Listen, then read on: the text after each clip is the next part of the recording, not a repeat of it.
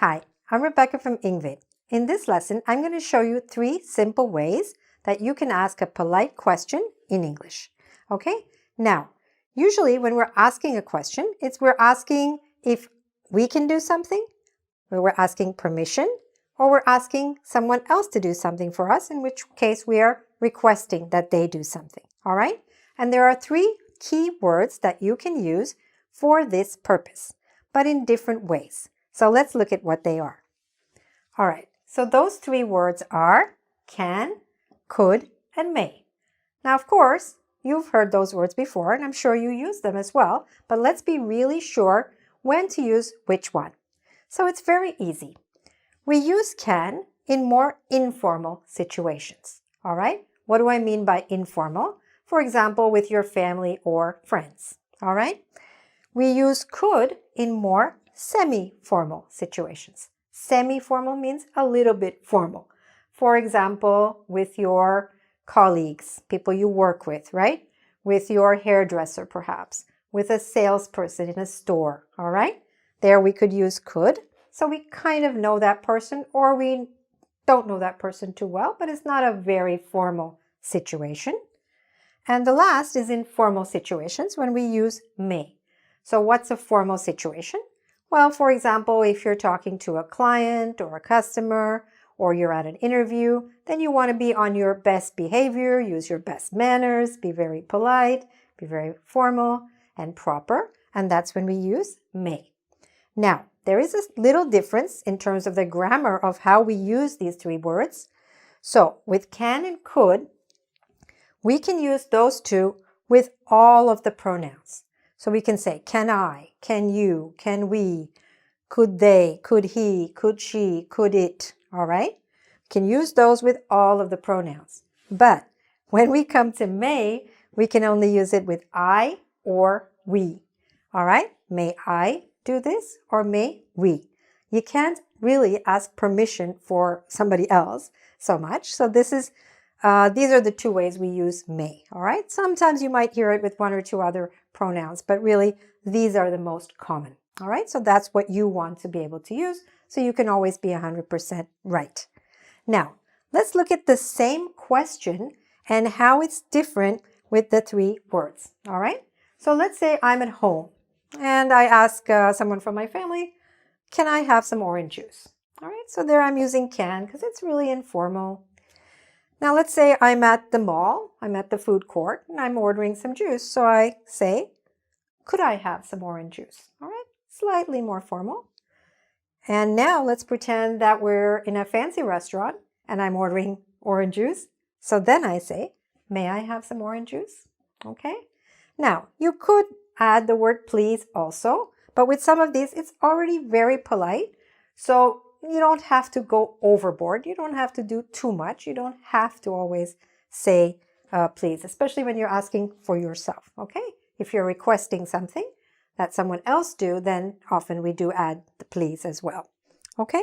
Now, what are some of the responses? We're not really focusing on the responses in this lesson, but let me just tell you what would be the appropriate responses, positive responses and negative responses to these questions.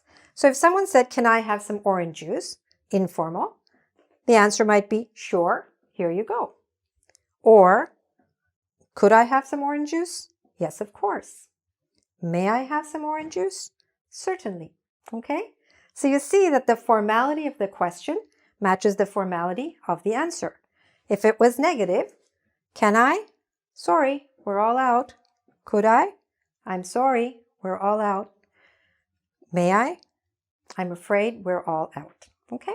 Same basic information, but represented quite differently. So now let's look at some more examples. All right, so informally, we could say, can I help you wash the dishes? That would be a really nice thing to say to someone. Okay, all right. Or, can you clear the table, please? Now you see here, because I'm requesting something of someone else, it's perfectly nice and fine to say please at the end, okay? Can you clear the table, please? What does that mean, clear the table? After you finish eating, you know there are a lot of dishes on the table, and when you take those dishes to the kitchen or wherever, and you clear the table. That's called clearing the table. All right? Next, in a semi-formal situation where we're using could, we could say, could I get your email address? Or, could you send me the report, please? All right, that's again some business examples, very common questions that we need to ask people. All right? And here, the more formal situation, may I help you?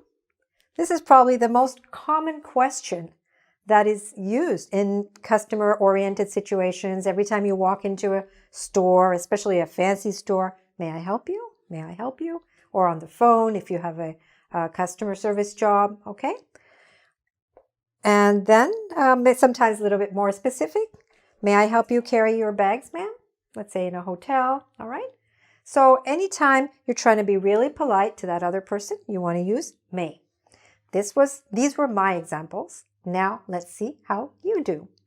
All right, so now you need to decide whether to use can I, could I, or may I in these situations, all right?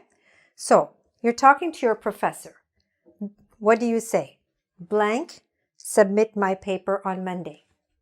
Can I, could I, may I? Well, this is something where you are going to have to decide. Perhaps you'll say, could I submit my paper on Monday? Or, depending on your relationship with your professor, depending on the personality of the professor, depending on the personality of the university or the country that you live in, you might need to use the more formal version. May I submit my paper on Monday? I would probably say, in that situation, may I, because I really want to be able to submit my paper late, which is probably what we're asking here, all right? So sometimes, even if your relationship with someone is semi-formal, you might still want to act a little more formal because of your specific request, all right? Okay, now, here you're talking to a friend. So what do you say? Blank, open the window. So here, it's pretty straightforward. Can I open the window? All right. You're talking to a hotel guest. Blank, help you get a taxi. So again, here you want to be very formal. May I help you get a taxi? Good. You're talking to a salesperson in the store. Blank, speak to the manager. What are you going to say? This is one of those semi-formal situations, all right? So you'd probably say, could I speak to the manager? All right, good. Hope you got those. Now let's move here to can you or could you? All right. So you're talking to a child, your child probably. So what do you say? Blank, clean your room. So probably most parents would say, can you clean your room?